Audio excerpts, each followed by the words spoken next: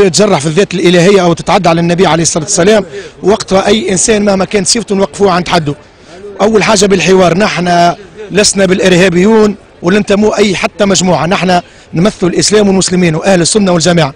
نحن حد الله ما بيننا وبين التكسير والحرقان وأي حاجة عنف، وتونس راهي للتوانسة الكل. مرحبا بكم مرة أخرى.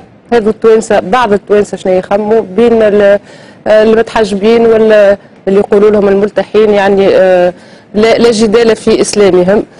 سي عبد الحليم المسعودي. لا عندي عدة نقاط باش ندخل فيها وما جاوبش عليها. لا انا ما كملتش، راني قبيله الفكره ما كملتهاش. لا يبدو انه تغيرت وجهه لا ما تغير حتى شيء. لا يا سي حسن لحظه برك. لا تغيرت. على كان ثم عقليه في الحوار، كان ثم عقليه.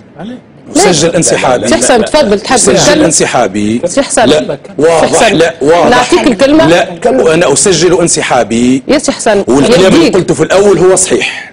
يا سي حسن علاش تنسحب؟ يجي يقول لنا علاش انا اسجل انسحابي. علاش؟ قل لي علاش. انا لا اخدم ضد قيم ديني. حتى حد ما يخدم ضد قيم دين اي انسان. واضح. يا سي حسن هذا تكفير. سي حسن احنا جينا ضد التكفير. دعوات إلى اللقاء. واضح. سي حسن القضباني يغادر الحوار. سي عبد الحليم مسعودي. والله انا فعلا مرتبك بمغادرته، يعني للاسف هذا ايضا جزء، انا نعتبره ايضا جزء من العنف. هذا راهو نوع ايضا من العنف. يعني انت